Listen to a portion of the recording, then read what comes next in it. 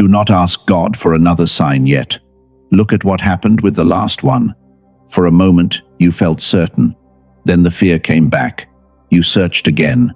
Another message, another opinion, another prayer, asking for confirmation of what you already received. Chosen one. That pattern does not always mean God stopped speaking. It may mean the room became too crowded to hear anything clearly. You need enough quiet to notice what has been competing for your attention. Think about the last few days. You opened your phone to check one thing, then another voice entered your mind. You asked one person, then another. You prayed, then questioned the prayer. You felt peace for 10 minutes, then one fearful thought restarted the whole search. That cycle feels spiritual because the question is spiritual. But the cycle itself can still be driven by anxiety. Confirmation gives relief for a moment, then uncertainty returns. So you search again, hoping the next sign will finally make the fear disappear. Here is the first thing I want you to see. The problem may not be silence. The problem may be saturation. When too many voices compete for meaning, even a sincere heart can lose track of what is steady, what is urgent, and what is simply loud. Before this message is finished, you will understand why silence can protect clarity. You will see why the loudest thought inside you may be the least qualified to lead you. And you will learn how to tell fear demanding relief from clarity, asking for responsibility. But there is another layer we will return to later. A person can be sincere, prayerful, and faithful, yet still discern through a mind that is tired and constantly interrupted. Spiritual sincerity and mental clarity are not the same thing. For now, notice your own pattern. How many times have you asked the same question in different forms? How many people have you asked to confirm what you already sensed? How many times did peace disappear after one new opinion pulled you back into doubt? This is not a reason to shame yourself. It is a reason to become precise. The more desperate you become for certainty, the easier it is for every signal to compete for authority. Fear speaks, memory speaks, desire speaks, other people speak. Suddenly, everything sounds important. So begin with one simple move. Stop adding voices for a moment. Do not force an answer. Do not hunt for another sign. Just notice what remains when you stop feeding the noise. If this feels familiar, write this in the comments. I choose clarity, not as a performance. Use it as a small decision to stop letting panic choose the next question for you. There are 3 inner voices that can sound spiritual when you are afraid. One is obvious, one is subtle, and the third is dangerous because it can feel almost identical to guidance. We are going to name them soon, but first, you need to understand why silence is not always absence. Sometimes, silence is the only condition where truth stops competing. Sometimes nothing new needs to arrive. Sometimes the first private moment begins when you stop asking the room to get louder. Hold one question as we move forward. What if the thing you need is already near, but too many voices have been standing between you and the ability to recognize it? Silence can feel like rejection when you are waiting for direction. You pray, then nothing changes. You ask for clarity, then the day stays ordinary. After enough time, the mind creates its own explanation. Maybe God has gone quiet. Maybe you missed the moment. Maybe you are the problem. Chosen one, do not rush to that conclusion. Silence is not always absence. Sometimes silence removes the extra movement that keeps you from noticing what is already stable. If every empty space is immediately filled with another opinion, another message, or another search, you never discover what remains when the noise settles. This is where many sincere people get trapped. They think more searching must create more clarity. But when the mind is already overloaded, more input can create more confusion. The question grows heavier, not because the truth became farther away, but because too many interpretations are now sitting on top of it. I call this the sacred signal gap. It is the intentional space between what happens and what you decide it means. Your first reaction is not always your clearest reaction. Emotion can be real without being final. Imagine receiving a difficult message. Your chest tightens, your thoughts race. Within seconds, your mind writes the ending. You decide what the person meant, what will happen next, and what you must do immediately. But none of those conclusions have had time to settle. The sacred signal gap interrupts that pattern. It does not deny emotion. It gives emotion enough room to stop pretending it is certainty. You can feel fear without obeying it. You can feel disappointment without turning it into a prophecy. You can feel urgency without calling it guidance. There is an old spiritual pattern here. Elijah did not find the defining moment in the wind, the earthquake, or the fire. The image points toward something simple. Loudness is not proof of authority. Stillness can reveal what noise keeps hidden. So here is one practical rule. Do not interpret an emotional spike while you are still inside it. Let the body settle. Let the first story lose some of its force. Then return to the question with less pressure. This does not mean waiting forever. It means refusing to let your most activated moment become your wisest moment. There is a difference between delay and discernment. One avoids responsibility. The other creates enough space to see responsibility clearly. Picture what changes when you practice this. You pray about a decision, then you do not immediately reach for your phone. You sit with the question. You notice what is fear, what is desire, and what remains steady after both begin to quiet down. That is the beginning of mature clarity. It does not need constant emotional fireworks. It does not collapse because one person disagrees with you. It can survive silence because it is not being fed by panic. If God feels quiet, resist the urge to fill every inch of that quiet. Give the moment room. The silence may not be empty. It may be the first place where competing voices finally lose their grip. And there is another reason this matters. One voice inside you can sound almost sacred while pushing you toward fear. It can use urgency, responsibility, and even love as a disguise. In the next movement, we are going to expose it. The loudest thought in your mind does not automatically deserve your obedience. Fear can be loud. Pressure can be loud. Expectations from other people can become so loud that, after enough time, you start calling them your own wisdom. Chosen one, discernment becomes practical here. Intensity tells you how strongly you feel. It does not tell you whether the thought is true. A thought can arrive with force and still be wrong. A quiet conviction can remain steady without demanding panic. There are three voices worth naming. The first is fear. Fear asks, what if everything falls apart? It demands immediate relief. It often prefers any decision over the discomfort of uncertainty. The second voice is people-pleasing. It asks, what will they think if I choose differently?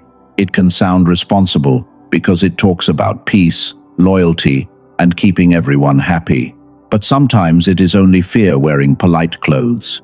The third voice is fantasy. This one is harder to catch. It asks, what answer would make me feel best right now? Then it searches for evidence to support that preferred outcome. This is why volume is not authority. None of these voices become true simply because they are intense. And no thought becomes divine simply because it appeared during prayer.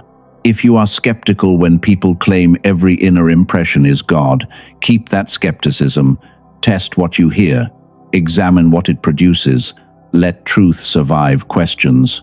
I call this the quiet authority test. It has 4 questions. First, does this thought require panic?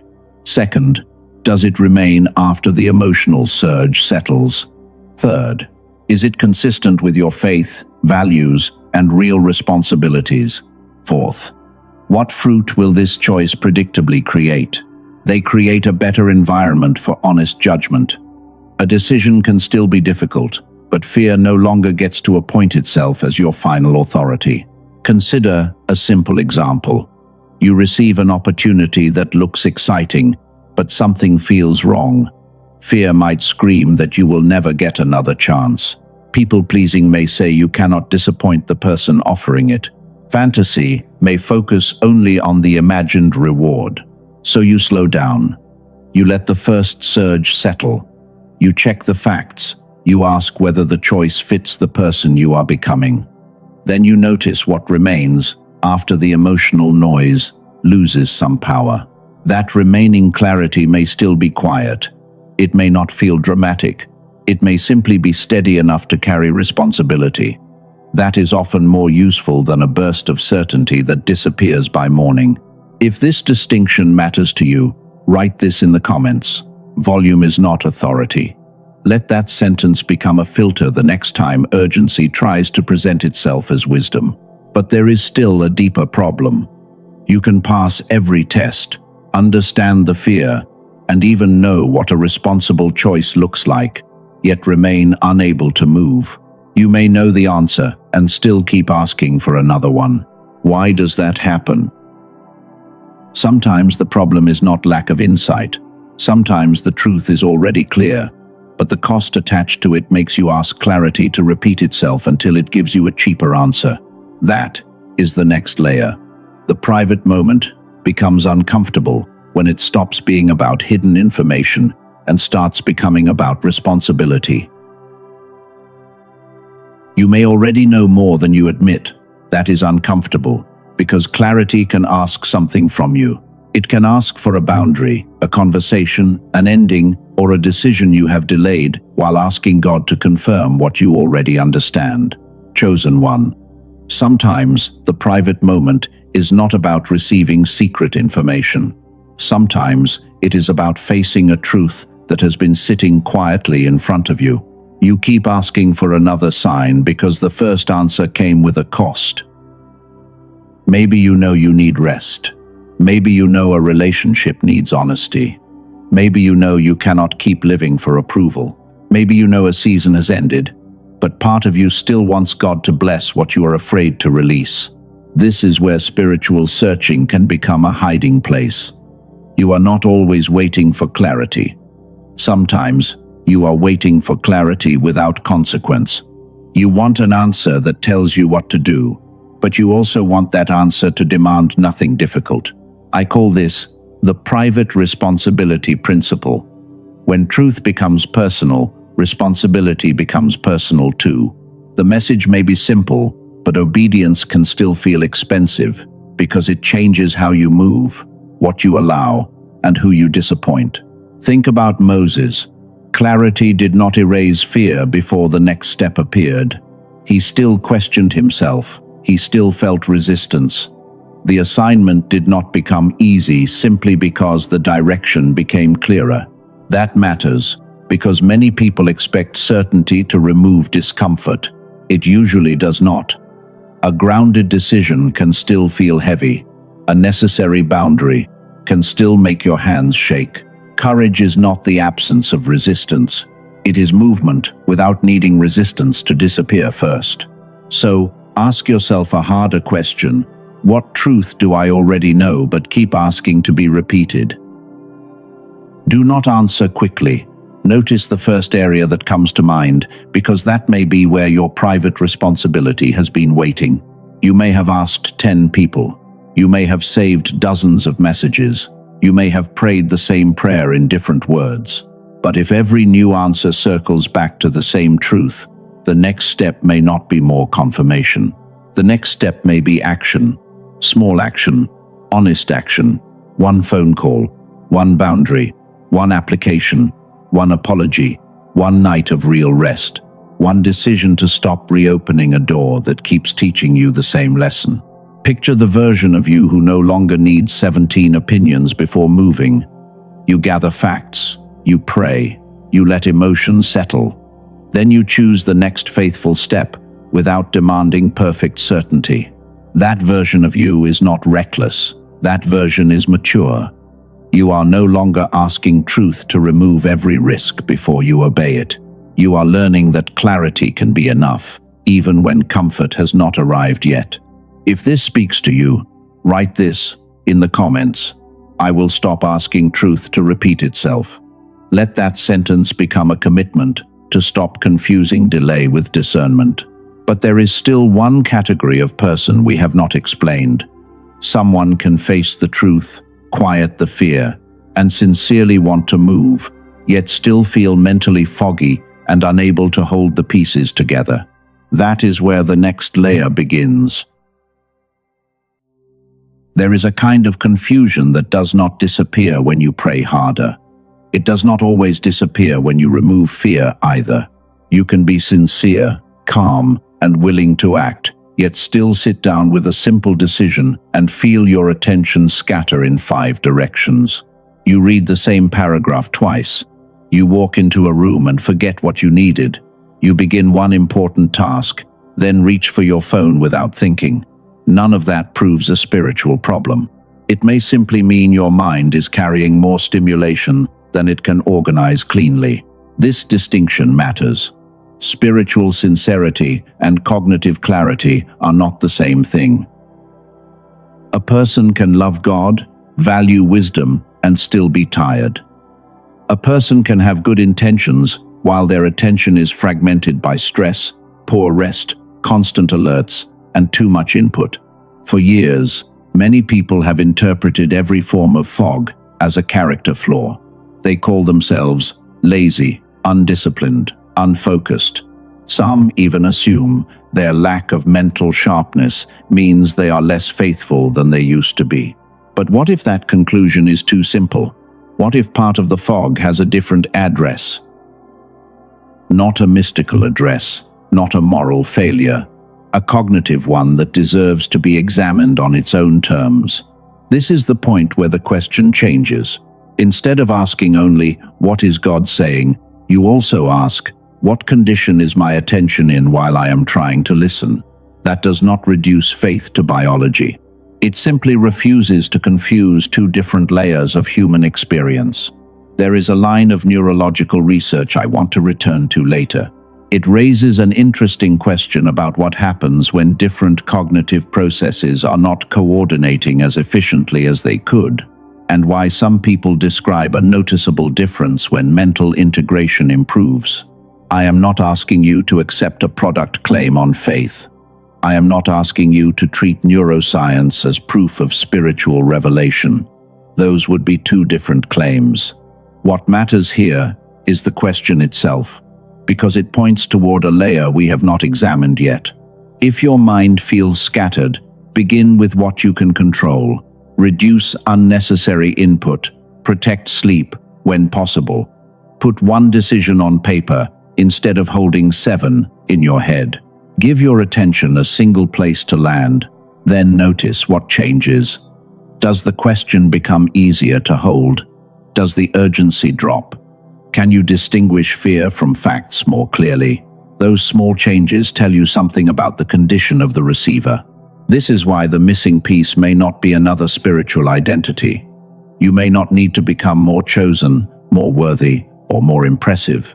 You may need one missing condition that allows what you already know to become easier to organize and act upon.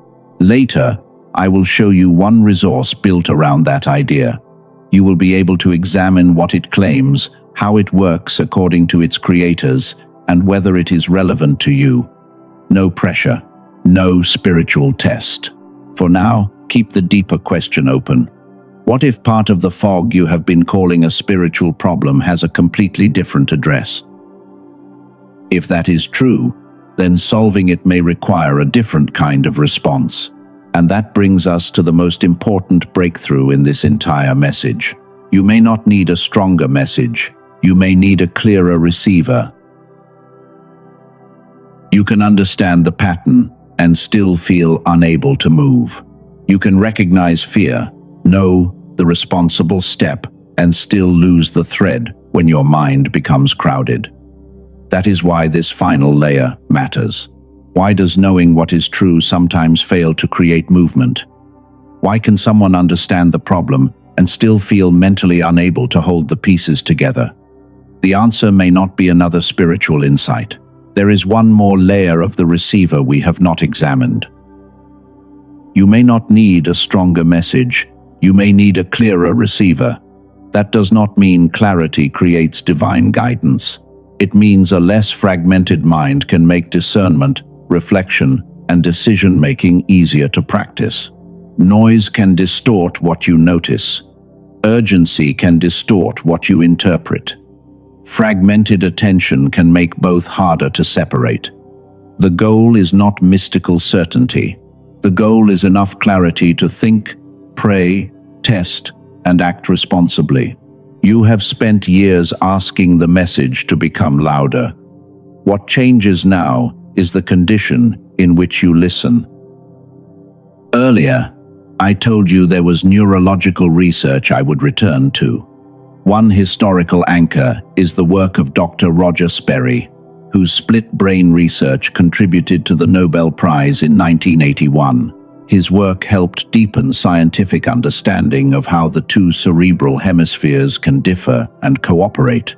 That research does not prove any spiritual claim, and it does not by itself prove the effectiveness of the resource I am about to mention. The product creators say their approach is designed to support coordinated brain activity through an auditory sequence. The seller also shares customer stories. One woman from California reportedly described feeling less mentally clouded and more emotionally present after using the program. A man from Texas reportedly described clearer thinking and better focus in his work. Those are individual reports, not guaranteed outcomes. The resource is called the Genius Switch. According to its creators, it is an 8-minute targeted auditory sequence designed around what they call neural sync technology. You listen with headphones, close your eyes, and allow the sequence to play. The creators describe the goal as supporting whole brain synchronization. They distinguish it from ordinary soundtracks and generic relaxation audio. Whether that mechanism works as claimed for you is something you should judge from the evidence and your own experience. The Genius Switch is not for everyone. It may be relevant to someone who sees mental clarity as part of taking responsibility for their life. It is not a substitute for prayer, medical care, sleep, wise counsel, or disciplined action. According to the current product information, colleagues once valued the program as high as $500. The listed price is $49, while the offer page currently presents it at $39. The page also lists 4 bonuses and lifetime digital access. Those bonuses include a guided visualization, a grocery shopping guide, a classic manifestation book, and a 5 habits infographic. The seller also states that the purchase is covered by a money-back guarantee. Read the terms on the official page before deciding. If the current price matters to you, verify it there, because offers can change. Do not treat urgency as proof that you should buy. Treat the information as something to examine calmly. One more point matters. Similar names may appear elsewhere online. The product file states that the official version is distributed only through its own website. If you choose to investigate it, use the link in the description or pinned comment and confirm that you are on the official page. If the idea resonates, read everything before deciding. The Genius Switch is a tool, not a spiritual authority. And that distinction protects the deeper message. A clearer mind is not the voice of God. It is simply a clearer mind. The value of clarity is that it gives you more room to examine what you believe, what you fear, and what responsible action looks like. A clearer mind is not the voice of God. It is simply a clearer mind. That distinction matters, because no tool should be given authority over your conscience, your faith, or the responsibilities you already know belong to you. Chosen one, clarity can support discernment, but it cannot replace it. A resource cannot pray for you. It cannot choose integrity for you. It cannot repair a relationship by itself. And it cannot make a difficult truth easier simply because you can see that truth more clearly. This is where trust matters. The tool we described is optional. Your growth is not dependent on buying anything. You can still reduce noise, protect your attention, test urgency, sleep better when possible, write down the decision in front of you, and give yourself enough space to think honestly. If you decide not to use any resource, the deeper work still remains. You can ask better questions. You can stop confusing panic with guidance. You can notice when you are chasing confirmation because you are afraid of responsibility. Those changes cost nothing, but they ask for consistency. And if you do choose to examine the resource, keep the same standard, read the details, consider the claims, look at the guarantee, decide calmly. Do not let urgency make the decision for you. Clarity should reduce pressure, not create more of it. Now, picture a different morning. You wake up and leave the phone alone for a few minutes. You sit quietly. Your mind is not perfect, but it is not being pulled in 10 directions before your feet even touch the floor. You bring one decision into prayer. 1, not 7. You write down what you know, what you fear, and what you want. Then you let the emotional charge settle before you decide what deserves your next move. That is a different way to live. You stop needing constant confirmation from everyone around you. You stop treating every delay as rejection. You become more willing to act from grounded conviction, even when the path is not dramatic. You also become easier to trust yourself with, not because every instinct becomes correct, but because you are no longer rewarding every impulse with immediate action. You give truth time to prove its steadiness. You give fear time to lose its costume. You give responsibility enough room to become visible. For anyone who wants to examine the resource mentioned earlier, the official link is in the description and the pinned comment. Read what the creators say, review the terms, and decide for yourself whether that path fits your needs. Then return to the deeper current. The tool is not the voice. The price is not the promise. The product is not the calling. What matters most is the condition you create for honest reflection and responsible action. If this distinction is clear to you, write this in the comments. Clarity before urgency. Let those words remind you that a rushed answer is not automatically a faithful answer.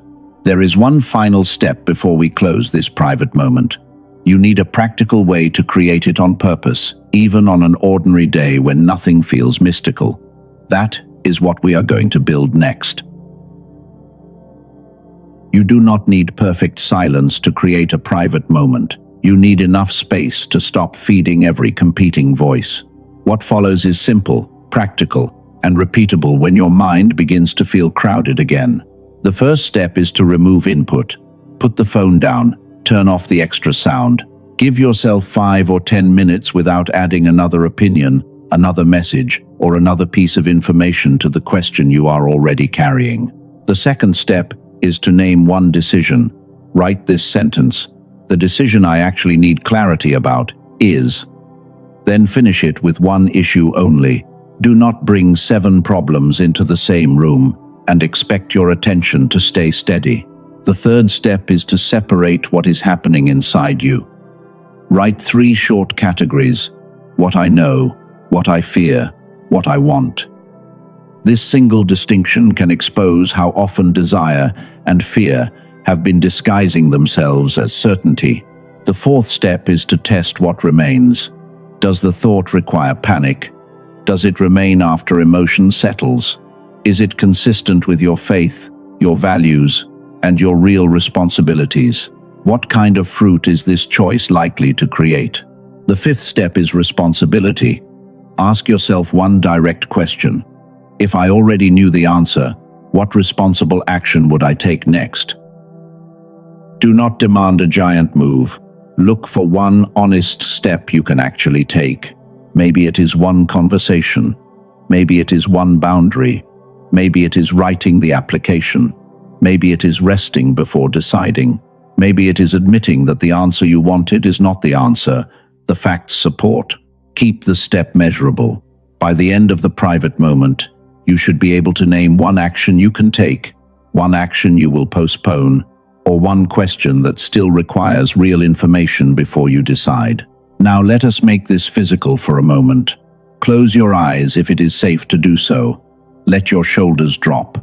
Take one slow breath, then another. Notice how much effort your body has been using to hold uncertainty. Imagine a quiet room. One by one, the extra voices leave.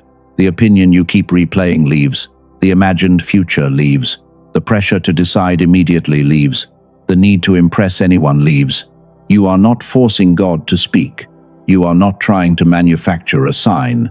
You are simply creating enough space for honesty to become easier to recognize. Let your hands rest.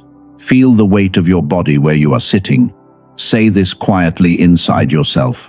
No chasing, no forcing, just enough quiet to tell the truth. Stay there for one more breath. Notice what remains when nothing is being added. You may not receive a dramatic answer. That is fine. The goal is not drama. The goal is a clearer relationship with what you already know. This closes the question we opened at the beginning. The private thing may not be a cosmic secret waiting behind one final sign. It may be the truth that becomes audible when competing voices stop demanding the microphone. And there is one final question before we close. What happens after clarity arrives? Because hearing is not the end of the private moment. What you do next is where the moment becomes a life. Clarity is not the end. It is the beginning of responsibility. Once you see what matters, the next question is whether you are willing to respond without demanding that every fear disappear first. Chosen one, release the pressure to know everything tonight. You do not need the entire map. You need enough honesty for the next faithful step. Let what is unclear remain unclear for now, and protect what has already become clear. Ask for wisdom. Ask for courage. Ask for patience when urgency tries to rush you. Ask for humility when your preferred answer is not supported by reality. And ask for the strength to stop reopening questions that have already been answered through truth, character, and responsibility. You do not need panic to guide you. You do not need constant confirmation to prove that your life still has direction. You do not need every person around you to understand the step you know you need to take. Say this with me. I do not need panic to guide me. I do not confuse volume with authority. I do not chase what clarity has already shown me. I protect the mind, heart, and attention entrusted to me. I am becoming quiet enough to recognize what matters. I am becoming clear enough to respond faithfully. I can pause without abandoning my purpose. I can move without possessing perfect certainty. And when fear returns, because sometimes it will, I will not treat its return as proof that clarity disappeared. I will come back to the test. I will come back to stillness. I will come back to the next responsible step. If you want to seal this moment, write this in the comments. I am listening. Not because a comment proves your faith, but because naming an intention can help you remember the decision you made when the noise returns. Then carry this practice into an ordinary day. Put the phone down for a few minutes. Name one question. Separate what you know, what you fear, and what you want. Test what remains.